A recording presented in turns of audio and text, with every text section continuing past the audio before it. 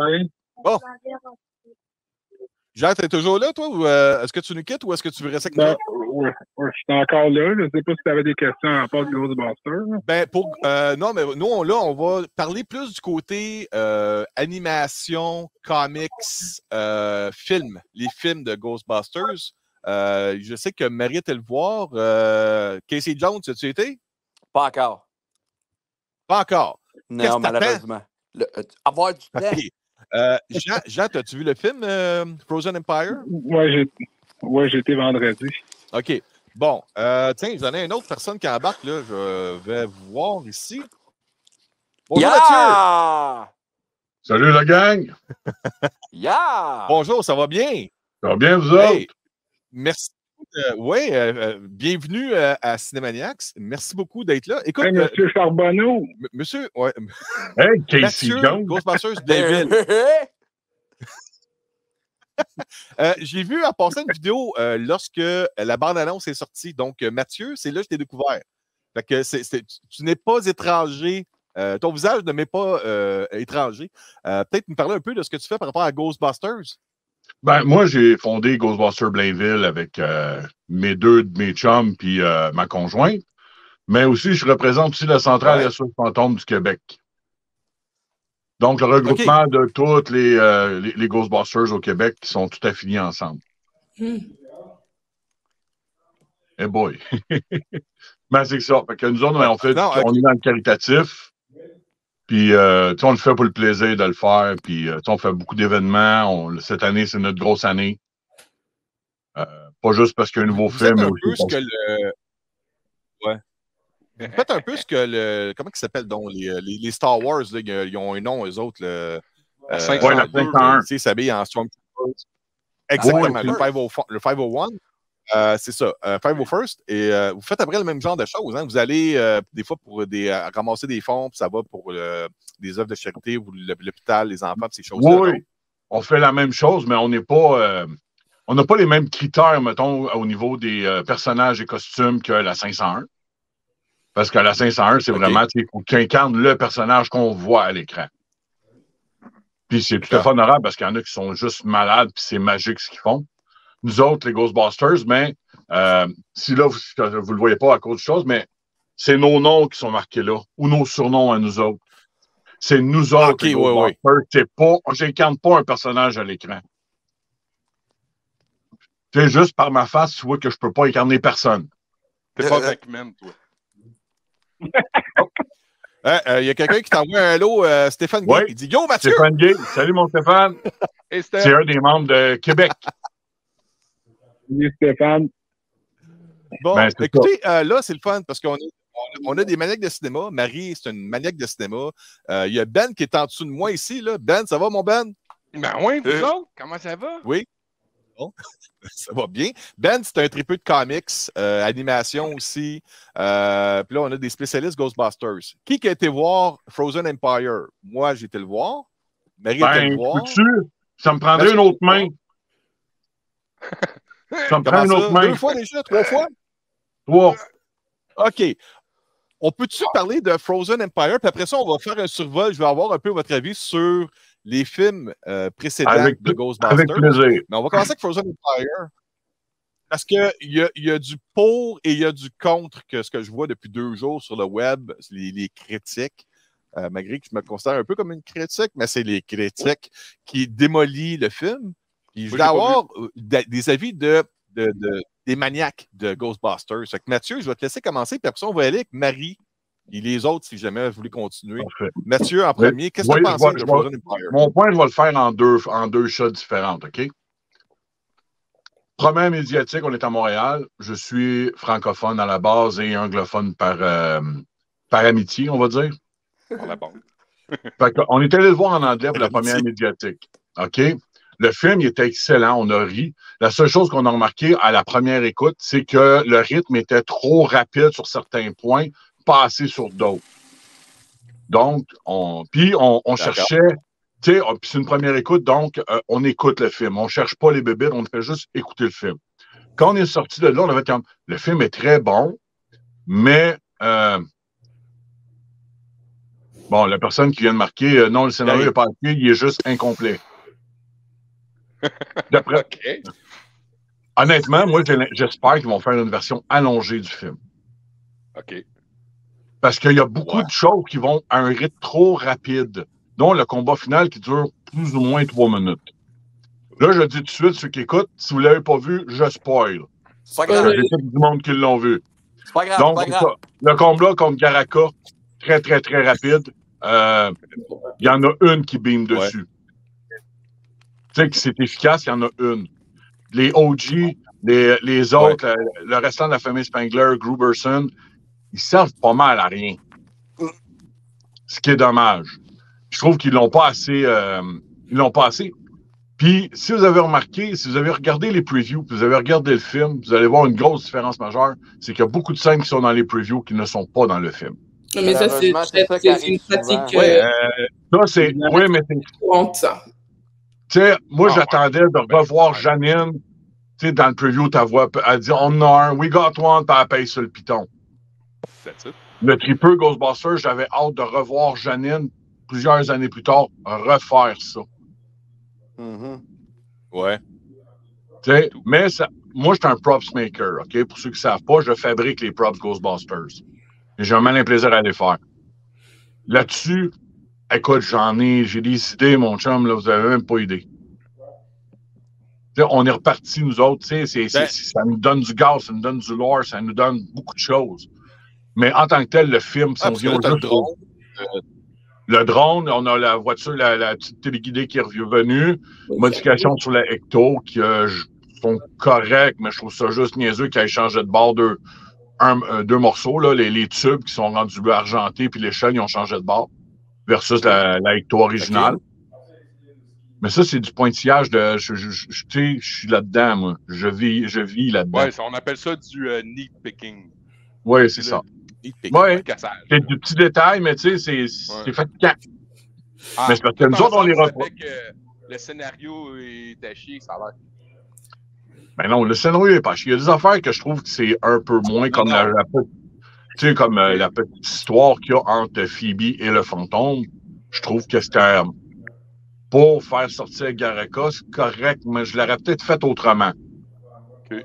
Ben en fait, je l'aurais allongé tout simplement parce que c'est vraiment dans le peu de scènes qu'on a, c'est toujours en 3. Hein, on a 3 scènes qui donnent la prémisse du truc et c'est trop. Enfin, je vais pas non plus tout révéler, mais elle va être amenée à faire quelque chose qui va faire en sorte que Garaka va se faire libérer et en fait. Elle fait cette chose pour show off plus par amour que par amitié, parce que voilà, it's peacocking 101, tu sais, je vais te montrer un truc cool, ma grande, mais c'est un petit peu comme ça qu'elle a agi, même si c'était, il y a plusieurs layers, mais en tout cas, et je me suis dit, mais pour développer ça, enfin, je suis désolée, hein, moi, voir un fantôme, ça m'excite absolument pas, donc il aurait fallu peut-être développer un truc, voilà, le fait de jouer aux échecs une fois, allez, ça y est, maintenant c'est l'amour de ta vie, tu veux peacock all the way to the death, it's not... Ça fait aucun sens. Donc, j'ai trouvé qu'effectivement, comme tu as dit, je crois qu'il devrait y avoir... en fait, je crois que c'est pas un problème de scénario. Je pense que c'est le final cut qui a été... Parce que justement, comme tu dis, il y a des images qu'on voit... Trop a été laissé sur... Voilà, ils ont trop élagué. Ils ont trop coupé. Ils ont trop coupé. Ils ont trop fait comme si... c'était cohérent et ça, parfois, effectivement, ça manque de cohérence parce que quand tu regardes le développement psychologique du personnage, ça fait pas tellement de sens d'arriver, de faire genre une partie d'échecs et après arriver faire un espèce de truc, mais tellement dangereux et tellement stupide pour quelqu'un qui est si intelligent. Voilà, il faut retourner la tête de quelqu'un, quoi, pour que quelqu'un de si intelligent fasse quelque chose de si stupide et on n'a pas vu ce développement. T'es là, genre, how are you that stupid, girl? Genre, justement, c'est toi qui as inventé plein de... J'ai pas vu les 3 premiers films, moi, merde! Mais effectivement... Casey Jones, toi, tu l'as-tu vu, le film? Non. Pas toi, tu l'as pas vu non plus. Okay, moi, non, je l'ai pas vu encore. Fait que, ben écoute, ça a l'air... En tout cas, non, mais c'est-tu full spoil, là, l'affaire? C'est-tu full spoil? Oh, non, c'est pas grave, c'est pas grave. Écoute, il n'y a pas grand-chose à spoiler, là. Moi, mon point de vue à moi, je ne sais pas si Mathieu et Marie vont être d'accord, là, juste, je vais vous parler 1 minute, OK? Sony, le problème qu'ils ont présentement, c'est qu'ils voient juste franchise. Si vous comparez... OK, je vais aller, mettons, dans Spider-Man. Si vous comparez, mettons, Spider-Man 1 et 2 avec Tobey Maguire, c'est du cinéma. C'est de la cinématographie, c'est grandiose. Tandis que lorsqu'on regarde des films qui sont en collaboration avec Marvel Studios, c'est un épisode dans l'univers de Marvel. C'est pas du grand cinéma. C'est intéressant, c'est divertissant, mais c'est bonbon, c'est léger, ça va vite. Il n'y a pas de début, il n'y a pas de fin. C'est juste une partie d'une grosse histoire. Puis j'ai l'impression qu'on fait ça avec Ghostbusters. Tu regardes le premier film, Ghostbusters, c'est un film, c'est cinématographique. New York, tout est grandiose. Les acteurs ont une prestance, ont un scénario, ils ont du texte, ils nous font rire, ils nous font vivre. Là, j'ai l'impression qu'ils ont adapté 3-4 épisodes de The Real Ghostbusters. Ben, ils ont mis ça d'un film. C'est ça l'impression que j'ai. En fait, une grosse sandwich. Ouais. Je ne sais pas si Mathieu ou Marie, si vous êtes d'accord avec ce que... Oui et non. Oui, voilà, oui et non. Pareil, oui et non. Je suis d'accord particulièrement parce que oui, ça, juste à cause de la manière dont le scénario a été monté, puis qu'au Final Cut, le montage a été fait que ça va vite. C'est comme plein de petits épisodes ensemble. Ils ont essayé de faire du grandiose, ils ont essayé de faire, mais ça a comme, la sauce n'a pas levé pour ça. N'empêche que je suis un triple Ghostbusters, j'ai quand même adoré, là. J'ai été le voir plein de fois, là. Moi, j'ai adoré ce film-là. C'est ça. Mais il n'est pas parfait.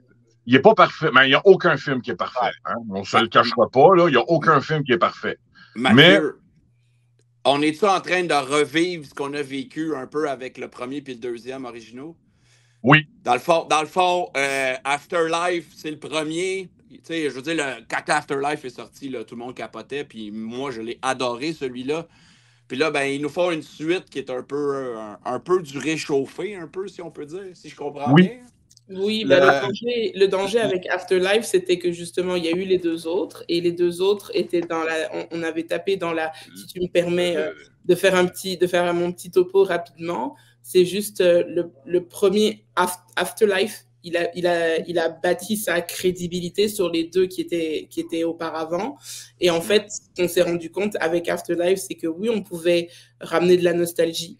Oui, on pouvait ramener les vrais fans, etc., qui avaient été déçus par le film Ghostbusters qui avait été fait avec le casting féminin. Et puis, en fait, le Ghostbusters Afterlife, moi, j'appelle ça le Ghostbuster du réveil, c'est-à-dire que pas forcément que le Ghostbuster féminin était mauvais, mais le Ghostbuster féminin était venu taper dans le fait que, Sony est venu faire tac, tac, tac. Si vous voulez plus, si Mr. Ridman et le reste de la crew, you don't want to do any more movies, nous, on va en faire un, et peut-être que ça va pas vous satisfaire, et peut-être que ça va vous réveiller en mode, c'est nous qui avons les droits, donc si on veut faire du Ghostbusters, on peut, et on va le faire sans vous.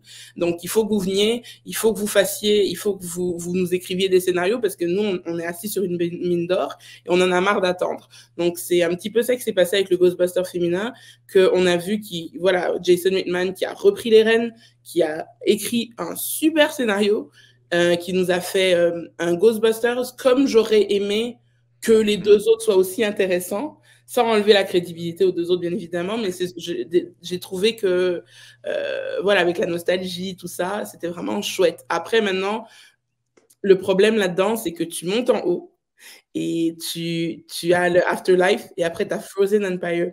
Tu peux pas descendre. Tu dois rester soit au même niveau, soit tu dois t'élever. Et là, ils ont fait une bourde parce que moi, j'appelle le Frozen Empire, c'est la plaque de verglas devant chez toi que tu vois pas par une petite couche de neige, puis que tu glisses et tu tombes. Puis tu fais le fémur. Exactement, ils sont tombés juste légèrement en dessous. Ils sont tombés légèrement en dessous de Afterlife. Mais malheureusement, tombés légèrement en dessous en 2024 avec parce que sans vouloir avec la semaine de malade qu'on a eu là, avec toutes les annonces, avec X-Men 97, des trucs comme ça, on nous montre encore une fois que dans la nostalgie des années 80-90, on est capable d'en donner, et on est capable d'écrire des bons scénarios, et on est capable de faire encore des bonnes choses avec des choses avec des projets qui ont été laissés à l'abandon pendant des dizaines d'années. Donc il faut mettre quitte à, comment dire, parce que moi, Frozen Empire, pas que je voulais pas le voir, mais je demandais pas à voir un autre. Personnellement, je sais pas pourquoi, je demandais pas à en voir un autre. Parce que j'ai trouvé que Afterlife, c'était une belle conclusion, d'une certaine façon. En tout cas, c'est un film complet en soi. Hein? Est-ce que c'est fait par le même réalisateur? Non, ben, c'est le garçon de Richmond, il le produit et il co-écrit, mais il ne le réalise pas. C'est ça, mais je veux dire, il a mis la main à la pâte et puis on voit que c'est une pâte, enfin voilà, une main qui a été bien forte et une bonne pâte. Et franchement, j'ai trouvé que ce film-là, il était complet en lui-même. Et moi, la suite Frozen Empire, je m'y attendais pas. Donc, quand j'ai vu le truc, genre, je suis contente, ça va être cool. Mais effectivement, on est rentré malheureusement de faites-nous pas des sequels pour faire des sequels. Mathieu, il faut bien écrire. Et ça, je crois que c'est un des exemples qu'il faut garder en tête. La nostalgie, c'est pas tout. C'est pas tout. Oui, là, ça fait pas tout. Ramener les purs et durs au cinéma, c'est cool. Prenez notre argent. Mais nous, on donne l'argent pour voir un bon film. Et si on nous donne la purée de pommes de terre, la prochaine fois, on va attendre que ça va sortir en plateforme. Et Too Bad So Sad, il n'y aura pas d'argent qui sera fait au box-office parce qu'il ne faut pas trop nous en promettre aussi. Hein. Excuse-moi, Marie, je vais juste demander à Mathieu, parce que lui, il travaille sur le côté des produits, des accessoires. Puis je voulais savoir, il doit y avoir des côtés positifs au film. Moi, j'en ai, puis je vais vous les donner après. Là. Oui. Il y a des côtés positifs de ce film-là pour que tu aies retourné le voir à plusieurs reprises déjà, Mathieu. Là. 3 fois. Ben, en partant, moi, je suis un peu réduit. On ne se le cachera pas.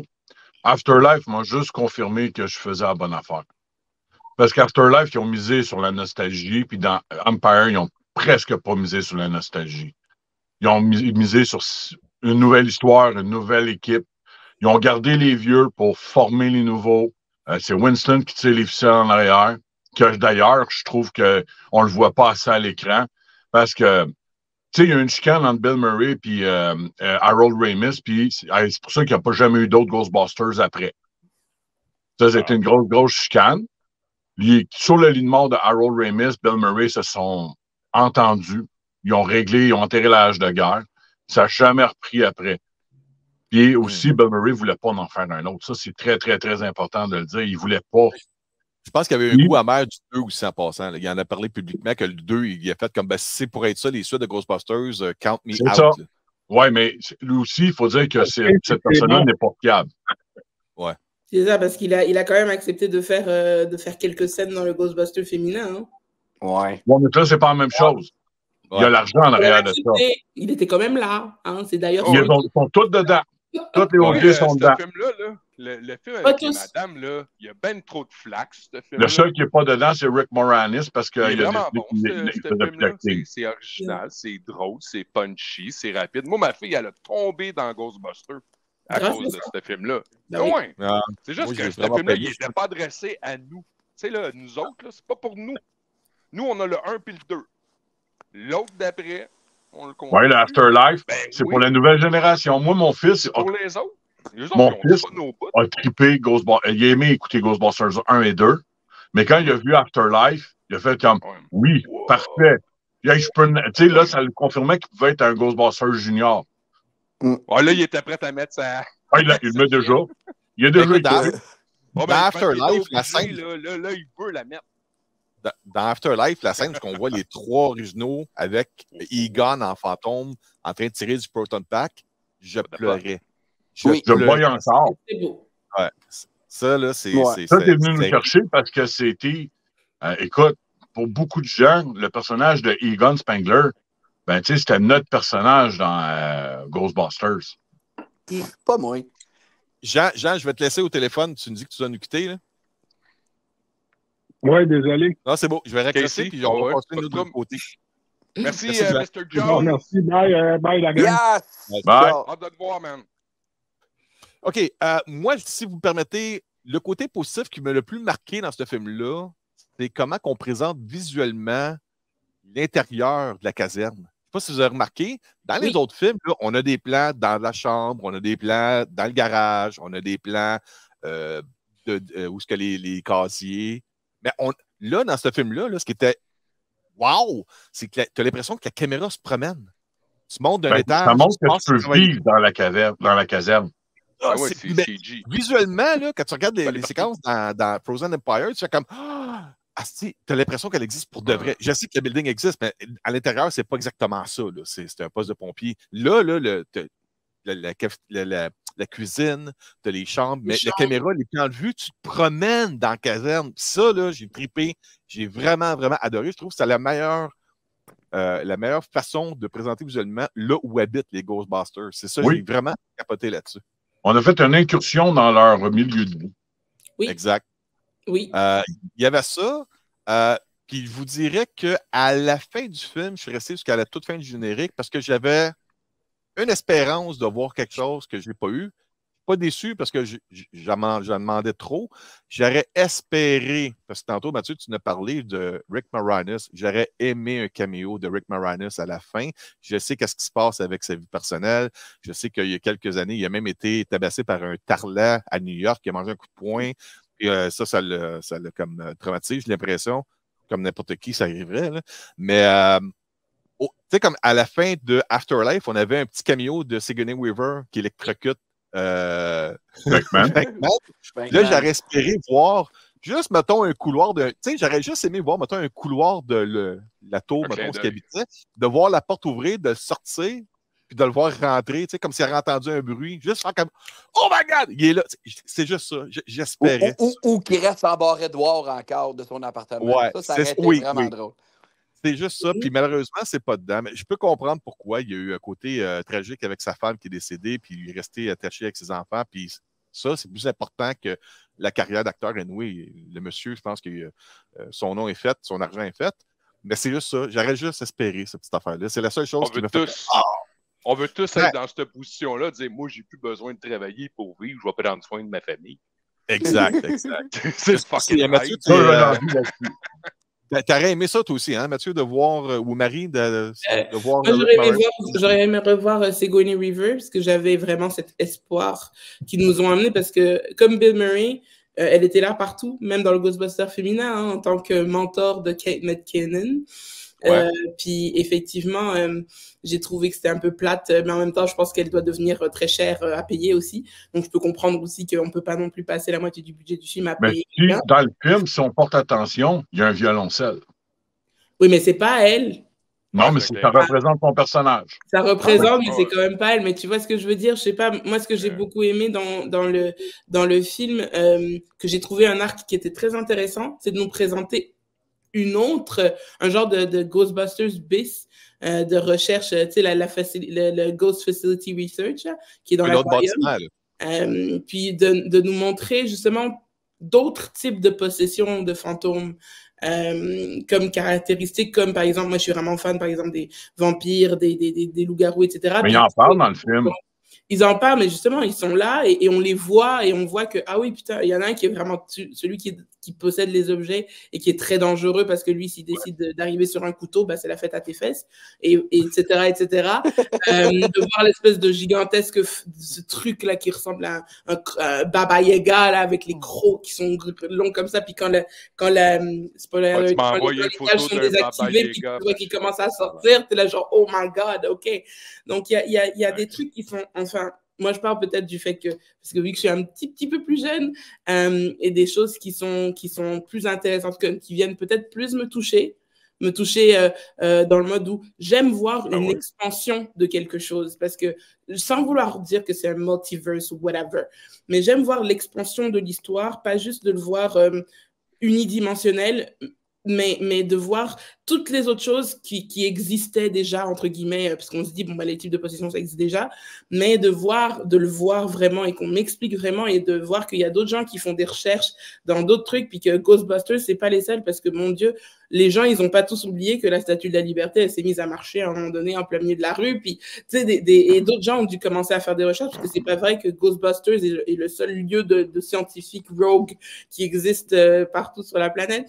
Donc, c'est vrai que je trouve, effectivement, Ghostbusters a sa place à New York, et il faut rester à New York, mais ça pourrait être un arc qui est intéressant d'aller chercher non seulement des types de fantômes, mais aussi des types de fantômes de légendes urbaines qui pourraient peut-être rejoindre à un moment donné, s'il y a d'autres films de Ghostbusters, en tout cas moi, ça serait des choses que je souhaite parce qu'il y a tellement plein d'histoires de légendes urbaines qui peuvent vraiment faire peur et vraiment exploiter enfin, glacer le sang, quoi. Je trouve ça excitant, moi, quand je découvre des nouvelles choses dans un univers. On pourrait prendre Ghostbusters puis craquer le creepy juste un peu, là, tu sais, là. Ben, dans celui-là, c'est celui qui est le plus creepy de la gang. Comment? Celui-là, Empire, c'est celui qui est le plus creepy de la gang. Là. Lui, il fait pas mal plus peur que les autres, là. Pour être des plus jeunes, là. Puis, moi, je peux dire de quoi? Tu sais, quand il rentre au laboratoire de recherche de Winston, là, le laboratoire secret, en commençant, il dit qu'il y a un parabiologiste, un paramusicien, il nomme toutes les fonctions, toutes les recherches, les recherches avec tous les scientifiques qui sont aux recherches. Il y a même ceux qui fabriquent l'équipement. À un moment donné, il parle, puis vous voyez quelqu'un qui se fait slimer avec le slime blower en arrière. Oui, on le voit, il y a un caméo. Le gars, il a une même, puis il se fait arroser, là. Il y a quasiment du fun, là. Honnêtement, moi, je voudrais être un gars qui se fait soit qui a le blower dans les mains ou qui se fait asperger, mais tu sais, quand ils ont rentré dans le laboratoire de recherche, ça l'a ouvert encore plus grand.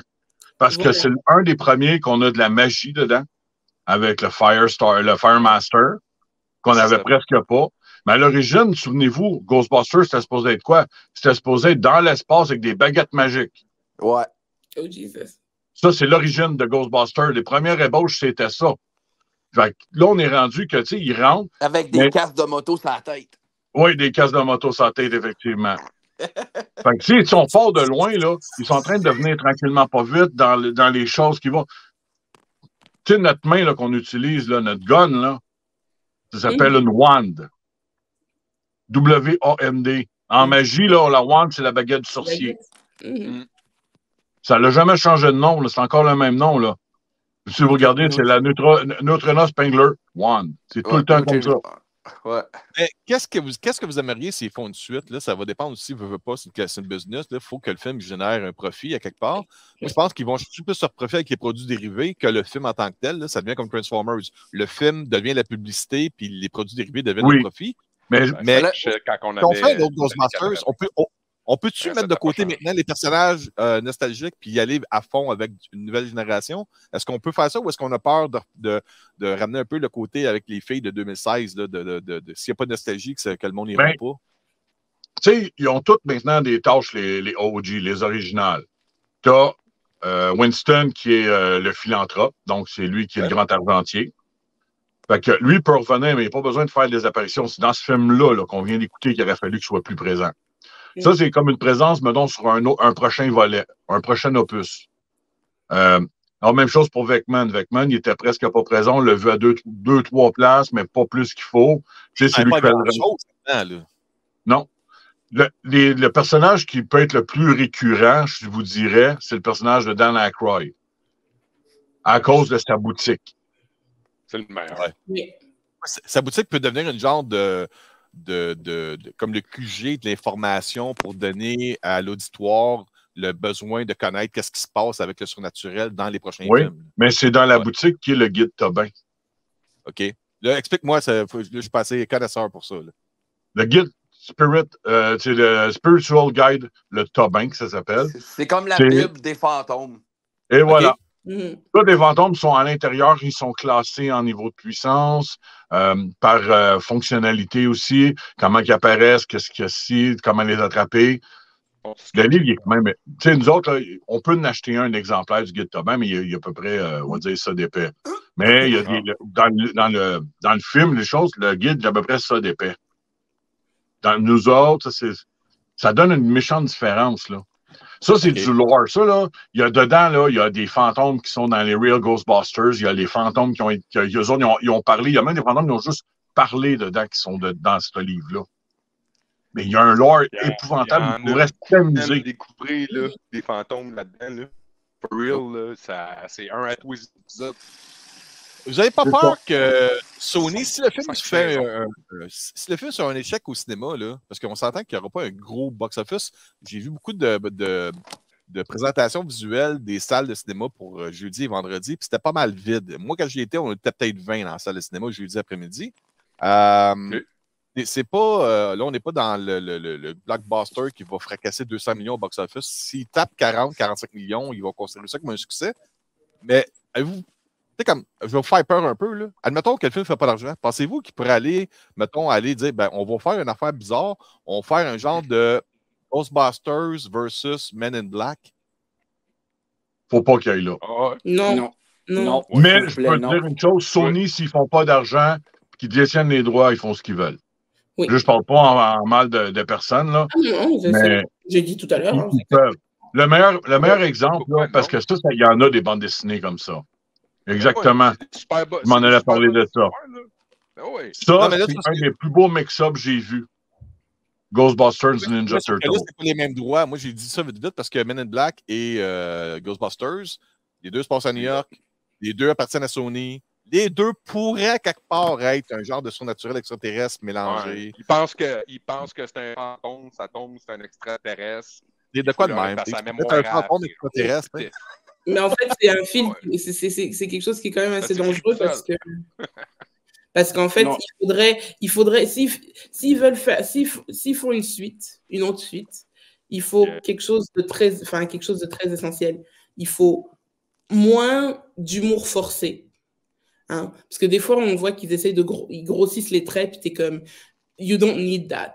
Et 2, il faudrait un petit peu plus de sérieux. Et 3, il faudrait un méchant qui soit justement tellement méchant qu'il est, et tellement peu répertorié qu'il est même pas dans le domaine.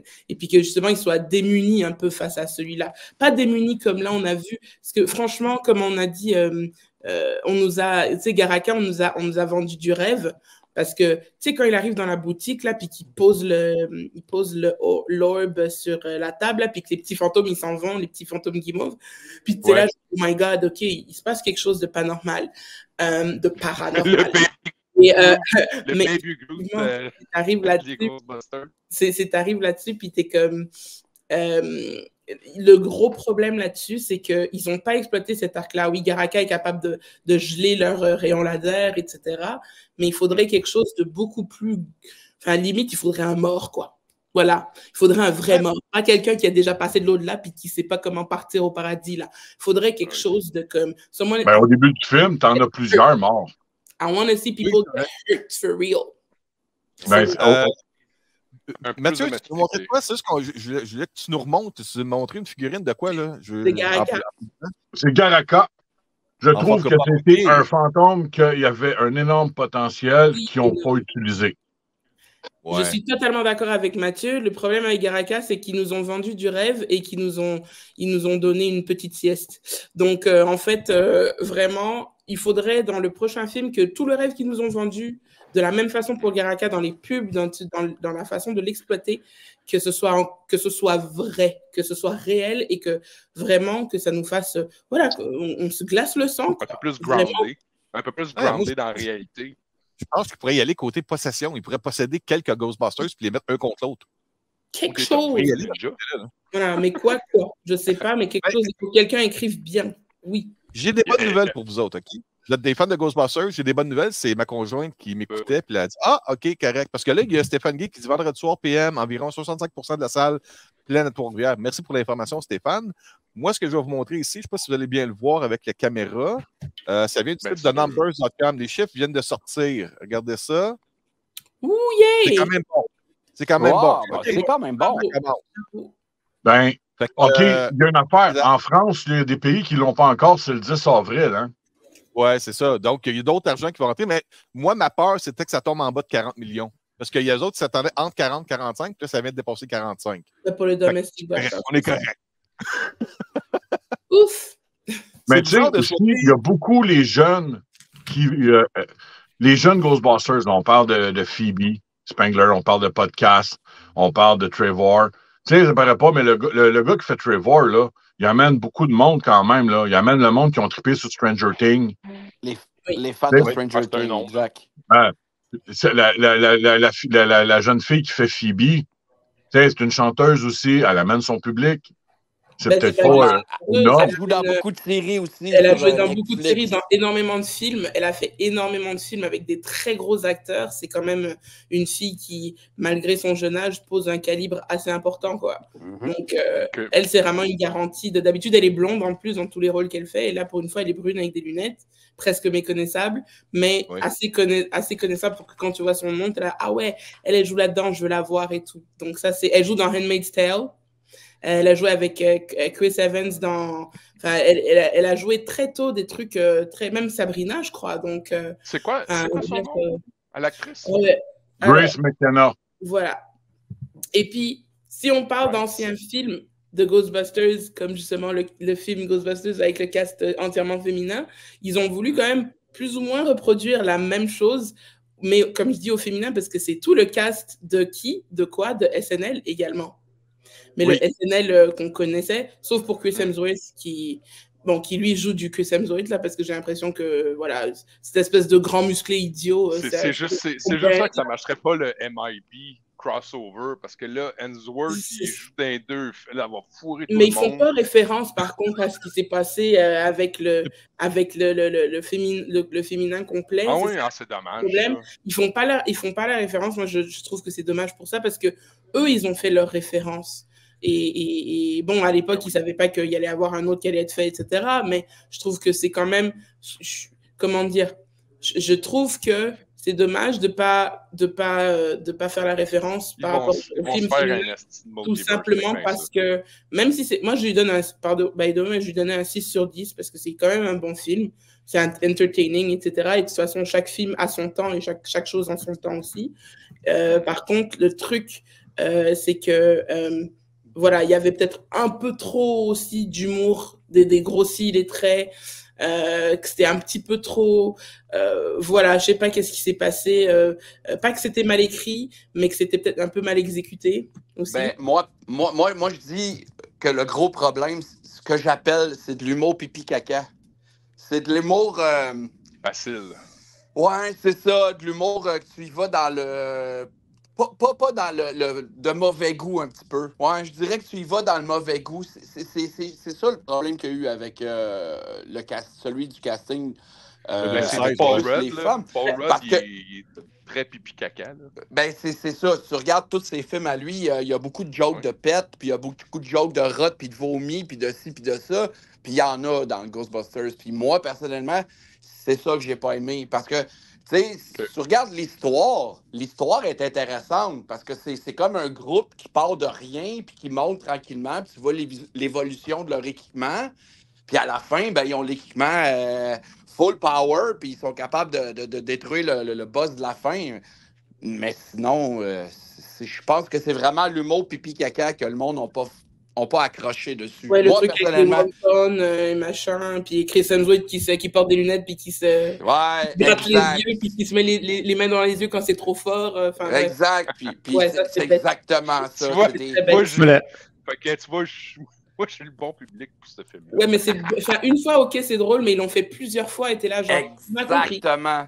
Mais l'affaire, par exemple, moi, s'ils font un autre film, puis il faut qu'ils ramènent des éléments de cette équipe-là, moi, je ramènerais Altman.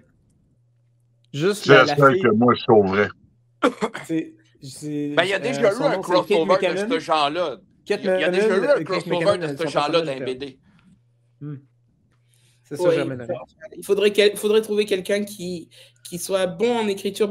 Jason Reitman, il avait très bien fait Afterlife, mais il faudrait le mettre de concert en coécriture avec quelqu'un d'autre. Et je sais pas qui. Je pensais peut-être à celui qui avait fait justement Evil Dead. It could be fun. Ça serait intéressant de donner du côté un petit peu plus viral, Evil Dead là-dedans, ouais. Obscur, un vrai côté obscur, parce qu'on parle quand même de fantômes, là, genre It's Not Funny. Je ne sais pas si vous avez vu je sais pas si vous avez vu la série Lockwood & Co, qui est sur Netflix. Vraiment encore, non. Très, très, très intéressante. Justement, ça part d'un monde un peu dystopique. Bref, oui, il y a des chasseurs de fantômes aussi, mais justement, certains types de possessions, ça peut te tuer, en fait. Si tu te fais toucher par un fantôme, you're dead. Oui, mais à la base, c'était aussi pour que toute la famille puisse aller le voir. Hein? Ghostbusters, c'était pour toute la famille. Si on commence à faire ça trop creepy, tout, ils vont perdre une partie de leur vocation, puis même moi, là, mon gars, je ne l'amènerai pas voir si c'est rendu trop creepy dans le style Lock and Key, là. Oublie ça, mon gars, il n'écoute pas ça. Lock and Key, non, c'est Lock and Co, pas Lock and Key.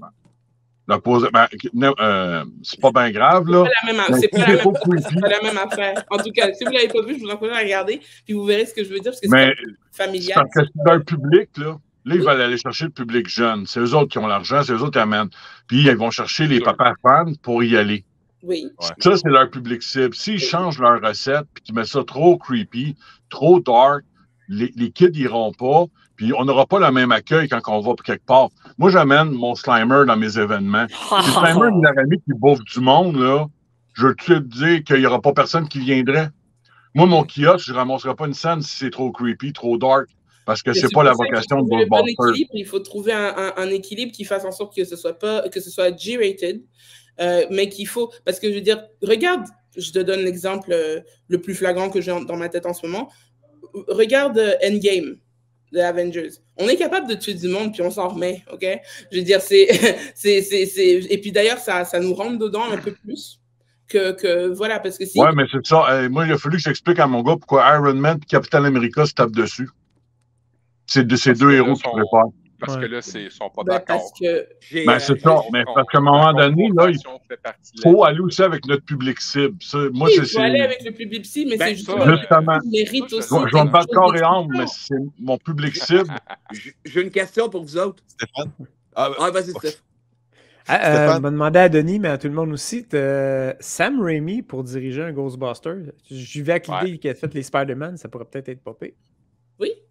Ça serait bien. Il a aussi fait Army of Darkness, qui est un film d'humour dark. Oui, c'est vrai. Tu sais, là, où est-ce qu'il y a un beau mélange des genres. Mais moi, je te dirais, pour un côté look creepy, épeurant, mais comique en même temps, moi, je dirais avec Gore Verbinski. Gore Verbinski, c'est lui qui a fait Les Pirates des Caraïbes. Ah oui. Tu vois comme ça. Ouais. Le gars, il est expérimenté avec les effets spéciaux, il est capable de faire rire, faire des grandes aventures, de la cinématographie. C'est un bel équilibre. Tu changes les squelettes des fantômes. Ma question que j'ai pour vous autres tourne un peu dans le même genre. Pensez-vous que justement, Mathieu, peut-être tu peux me répondre plus à ça. Penses-tu justement que le fait que Ivan Reitman n'a pas été impliqué dans ce film-là a un peu contribué au fait que c'est pas ce que le monde s'attendait à? 100%. Comment je pourrais dire? Ivan Reitman, là, il est parti trop vite. On va se dire. Ça, c'est clair. Il est parti trop vite, puis il a essayé de montrer, puis d'expliquer, puis de faire du mieux qu'il pouvait avec son fils.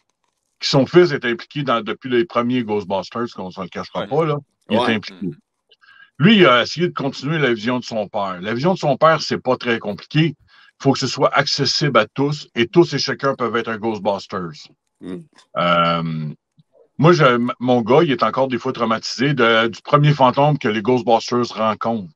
Vous vous souvenez de lequel? La bibliothécaire. Le fantôme de la bibliothécaire. Mon gars, il revient dans Frozen Empire. Il revient dans Frozen Empire. Mais ça, là, puis c'est pas juste le mien, là, on est tous des papas, là, on a tous écouté les Ghostbusters avec nos kids. Puis c'est le fantôme qui revient, c'est lui qui fait le plus peur. Et c'est la partie la plus creepy qu'il y a de Ghostbusters. Ben, moi, l'autre partie creepy, là, c'est quand il y a le montage, là, avec quand la grille, elle pète, puis le gars, il rentre dans le taxi, puis là, dépêche-toi, j'ai pas le temps, puis le squelette, là, il est comme, il est pas beau, là, quand il chauffe le taxi. Ouais. C'est comme, ça crée un malaise. Mais c'est parce que cette scène-là versus la scène de la bibliothécaire est très, très courte. Ouais. Parce que ce fantôme-là, je ne sais pas si vous l'avez remarqué, mais il revient dans la cantine à Somerville dans Afterlife. Ah, oui. Sous forme d'un pseudo-mineur. Oui. Mais tu sais, oui, il y a des petits bouts de creepy, mais si vous remarquez versus le film, c'est une petite section très, très courte. Parce que sinon, ils vont perdre leur public. Puis ça, là, c'est ce que j'appelle un tueur de franchise. Tu sais, depuis qu'ils ont fait Endgame, je vais juste finir. Vas-y. Depuis qu'ils ont fait Endgame et qu'ils ont tué plein d'héros, plein de monde, je ne sais pas si vous avez remarqué, mais Marvel, ils se sont pas remis. Ce qui nous sort à cette heure n'est pas très bon. Puis, ils vont avoir un bon. D'accord pour être en désaccord. Non, mais il y en a qui sont bons. Echo est écœurant. La série Loki est très bonne aussi. Loki est très bonne, mais c'est pas tout. Alors, on pourrait discuter jusqu'à temps. Non, mais c'est juste dire, tu sais, tu restes pas dans ton range de ton public. Je comprends. Moi, je pense qu'il faut que tu réinventes. Tu comprends? Faut que tu prennes ton franchise et dis, bon, ben, ça, c'est pour les messieurs qui sont rendus à 30-40 ans, on va leur offrir ça. Puis pour pouvoir amener leurs enfants, on va leur offrir ça. De cette façon-là, on comble les deux parties, on double le revenu. Tu crées un public pour plus tard, quand eux vont avoir 30-40 ans. Et voilà. Puis on fait de la poutine. Mais c'est surtout que, en fait, ça peut pas rester... nostalgique, ils ont besoin de quelque chose de plus que du pipi ou du caca. Puis il faut que ça soit mature pour que moi j'accroche et que je m'endorme pas dans le cinéma. Parce que sinon, je vais payer 17$, man, pour me péter une sieste. Alors que tu peux faire ça gratuit chez toi. Faut que ça se fasse, là. Moi, j'ai La formule de faire Ghostbusters sur différentes histoires qui ont rapport à le surnaturel, les zombies, les poltergeists, il y a différentes formes d'entités après la vie. Là. Ils ne pourraient pas mieux adapter ça en étirant ça sans détériorer la qualité là, en série Netflix ou Amazon Prime. Je ne veux pas te faire de peine, mais une série Netflix qui s'en vient de Ghostbusters. Ouais, un cartoon, c'est ce qui est supposé de sortir. Oui, c'est un cartoon, mais en vrai, je veux dire, là, en vrai, ça serait peut-être pas mieux. Puis peut-être de garder le Avengers, où est-ce que les équipes, mettons, de différentes parties du monde se rassemblent pour tuer le fantôme qui pourrait amener la mort sur Terre dans un film après, tu sais. Mais le cartoon... C'est parce que le cartoon qui était annoncé sur Netflix, que Mathieu vient de mentionner aussi, c'est supposé d'être un peu comme la suite de Frozen Empire, si on veut. Puis je pense qu'ils veulent essayer de nous faire la même chose qu'ils ont fait avec le film original et le cartoon Real Ghostbusters. Ils vont essayer d'aller chercher un public plus jeune encore. Puis là, ben, ils vont essayer de nous sortir un autre film. Puis là, ben, ceux qui connaissent la nouvelle série de Ghostbusters, ils vont peut-être aller le voir. Exactement. Du réchauffé. Du réchauffé. Ouais, ça marche, man. T'as pas le choix, là. Mathieu, t'as juste regarder tous les films qui s'en viennent. C'est tout du réchauffé. J'ai pas compris. Mathieu, t'es l'expert Ghostbusters. Tu veux quoi, toi? Tu veux une série, un film? Tu se passe sur quoi? C'est quoi tu souhaites les prochaines années? Parce que ça va continuer. S'ils font des films, ça me dérange pas. S'ils font des séries, ça me dérange pas. La seule chose que je veux, c'est qu'ils restent dans la ligne directrice qui a été faite du premier film original, qui est continu dans cette ligne-là, parce que pour Ghostbusters, l'univers a été défini par ces 4 gars-là. Oui. J'inclus, on va le dire aussi avec Ivan Reitman, là, ces 5 gars-là, là, c'est eux autres qui ont donné la file directrice de qu'est-ce que Ghostbusters devrait être. Moi, je veux pas, dans un film de chasseur de fantômes, je veux pas voir de zombies. Ça n'a pas sa place. Je veux pas voir de monstres mythiques, à moins que ce soit un monstre mythique fantomatique. Oui. Ça sert à rien. C'est ça. Si on est des chasseurs de fantômes, on cherche des fantômes. Dans les fantômes, on peut aller sur les apparitions, les shows, les poltergeists, ça fait partie des fantômes, mais pas de problème. Mais c'est parce que moi, ce que j'aimerais vraiment voir aussi, c'est la partie qui font des recherches, qu'on voit un peu dans le premier et dans le deuxième film, qu'on ne revoit pas par la suite. On va le voir un petit peu quand ils vont trouver le Tobin dans la maison à Somerville, que là, ils vont faire « Ah, OK, il est dedans », puis que tu vois que Phoebe, elle étudie le livre. Ouais. Mais sinon, là, la recherche, là, on n'en voit presque pas. Ils n'ont pas à dire. Ils ont Ray Occult, Ray Occult Books, qui est une boutique d'occulte. Hein. On va le mettre comme ce qu'on va lui donner ce que c'est. Ouais. Mais il peut faire les recherches, là. Donc, c'est pour ça que je trouve ça intéressant qu'on voit aussi plus la librairie dedans, dans le film. Parce que moi, ça, c'est une des places que, si tu me demandes à New York, oui, je vais aimerais ça aller visiter à la caserne, mais j'aimerais ça aussi aller visiter la boutique de livres de Ray. Ouais. Parce qu'il y a une atmosphère, il y a quelque chose, là. Tu sais, ça, c'est déjà une petite affaire plus dark. Ouais, ben oui. Mais c'est pas trop. Faut pas dénaturer la chose. Voilà, c'est ça. Mais je pense que le format série, c'est intéressant au niveau du développement du personnage. Parce que, par exemple, une série de 6 ou 8 épisodes sur un personnage ou avec un axe précis, etc., pour le développement de trucs, c'est génial. Par contre, c'est encore une fois un fil qui est très fin et on peut très vite basculer dans le over. Je sais pas pourquoi... je sais pas pourquoi, mais j'ai comme l'impression que le format série en live action du Ghostbuster pourrait être la fin du Ghostbuster. Genre, ça pourrait vraiment le tuer, entre guillemets. Donc, c'est pour ça que je pense qu'il faut rester dans le format film. Parce que le format film offre quelque chose d'intéressant parce qu'on évolue quand même, on avance à petits pas, mais on avance quand même. Puis justement, je pense que ce qui est important de garder, c'est le cadre de New York. Donc on pourrait faire venir, comme tu dis, des équipes ailleurs dans le monde ou dire que justement off-cam, tel personnage comme Phoebe est allé faire un stage, je sais pas moi, aux Philippines et qu'elle est revenue et puis il y a une espèce d'échange et puis que là il y en a un autre qui vient de la boutique de où est-ce qu'elle était puis que là-bas aussi il chasse des fantômes parce qu'encore une fois, je sais pas si vous connaissez la série Tressé entre les deux mondes qui est une série animée sur Netflix qui parle beaucoup du folklore philippin par rapport à certaines créatures et certains fantômes. On pourrait ramener certaines choses là-dedans aussi, genre ça c'est un fantôme auquel on n'a jamais fait affaire avant. Ah oui, ben dans la boutique de Manille, il y a tout un gros manuscrit là-dessus. Enfin, justement, ramener l'axe qu'ils avaient beaucoup exploité des ley lines. J'ai beaucoup aimé. J'avais beaucoup aimé dans le Ghostbusters féminin quand ils parlaient des ley lines parce qu'ils en parlaient beaucoup et c'est pas allé assez loin pour moi parce que moi je suis abonnée à la page Facebook Ley Lines puis c'est vraiment très intéressant et c'est des trucs que justement avec tous les endroits un peu Stonehenge, tout ça, là, des endroits un peu mythiques où il y a comme une espèce de circulation mythique autour de ça. Bref, je trouve que c'est super intéressant et c'est des trucs qui devraient inclure, mais justement c'est de l'information qui doit arriver d'ailleurs à New York. Parce qu'on doit Ghostbusters doit rester à New York. On ne peut pas sortir de New York. On ne peut pas vraiment. Ouais. En tout cas, ça, c'est dans ma tête. Moi, je suis d'accord. Si on doit ramener d'autres gens d'ailleurs, de Londres, de partout dans le monde, why not? Mais ramenez-les à New York et faites des trucs. Parce que justement, Garaka, il est arrivé de loin. Le gars, il s'est fait transporter dans une valise. On ne sait pas trop comment, on ne sait pas trop où, mais il a atterri à New York. Tu sais, donc, il pourrait y avoir justement un autre type de fantômes qui arrivent comme ça par un bateau, un artefact dans un hangar, enfin quelque chose qui est thrilling parce que justement j'ai envie de dire je pense que les fantômes à New York on a épuisé le sujet. Il n'y a plus personne, c'est pour ça qu'on a ramené d'autres gens. Je pense que c'est la seule façon d'avancer pour continuer. En même temps, vous savez quoi? Je suis d'accord avec Mathieu, les OG, c'est super important, mais ça peut pas, les nouveaux Ghostbusters ne peuvent pas être un éternel training day. OK, c'est ça que j'ai beaucoup senti dans Frozen Empire, là. C'est was training day with the OG.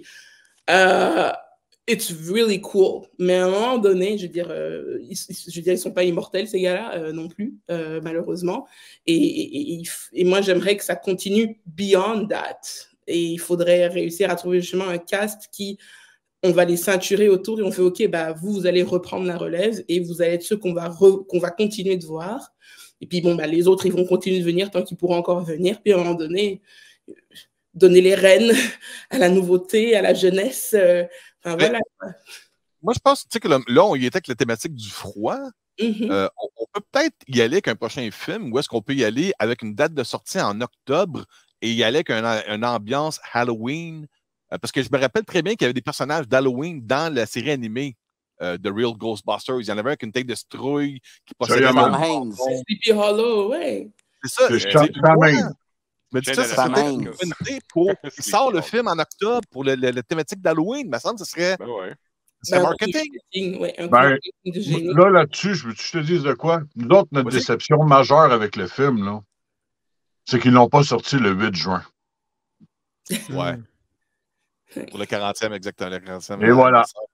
Mais pour revenir à ce qui a été dit, là, moi, je n'enverrais pas un personnage qui est dans un film dans un autre pays pour se faire former.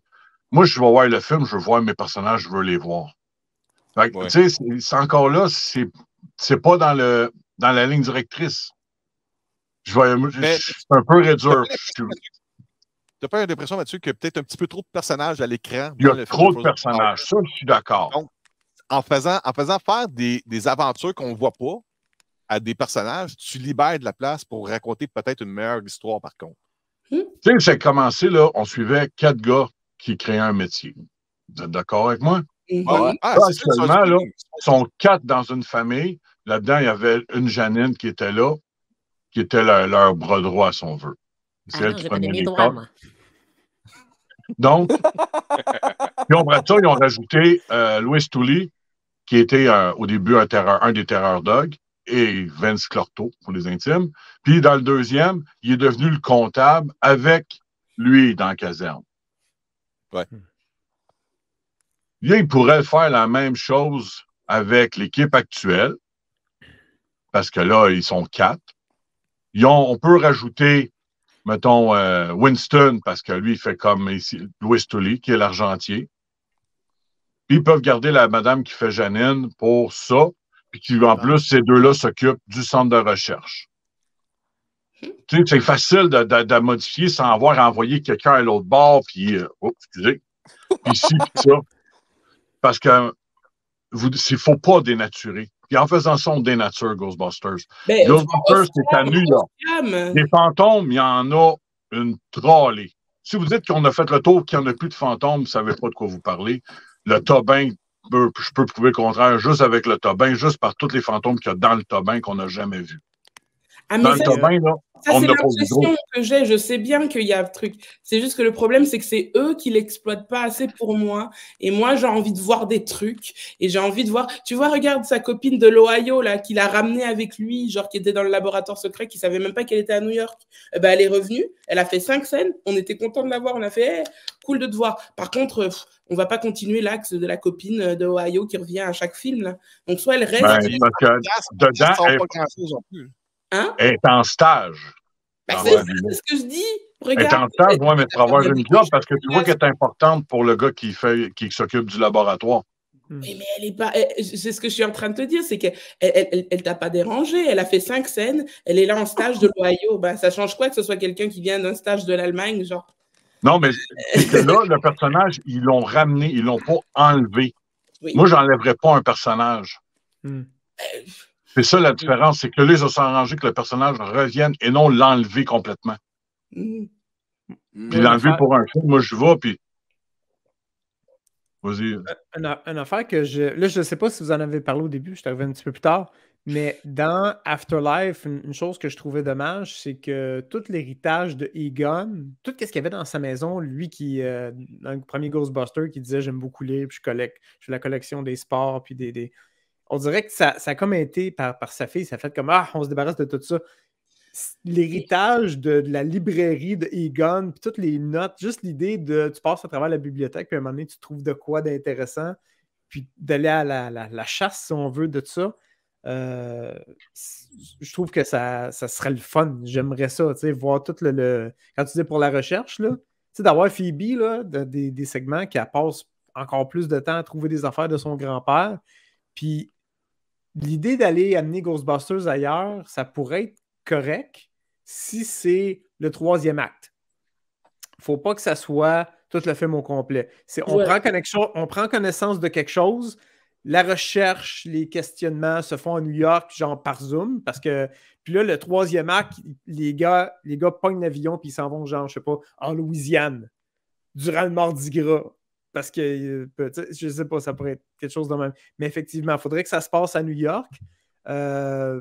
Puis de prendre les Ghostbusters, l'équipe, puis d'aller les chasser ailleurs. C'est juste de prendre les gars qu'on aime puis de les mettre dans un environnement qui sont plus ou moins familiers. Juste pour amener de la variété. Ça pourrait être le fun aussi. Là, oui. J'aimerais ça. Pour aller à Los Angeles. Oui. Parce qu'on a parlé beaucoup du film, puis je vais laisser un peu d'espace parce que Benoît va nous laisser dans pas long. Benoît, il veut nous parler d'autres choses reliées à Ghostbusters. Si vous me permettez, je vais juste lui laisser un peu la place vite. Puis j'ai aimé le petit clin d'œil que Carl Lavallée a laissé en commentaire, puis podcast qui est en camp spatial. Si vous avez vu le film, vous allez comprendre la joke. Oui. Non, j'ai pas vu le film. Non. Là.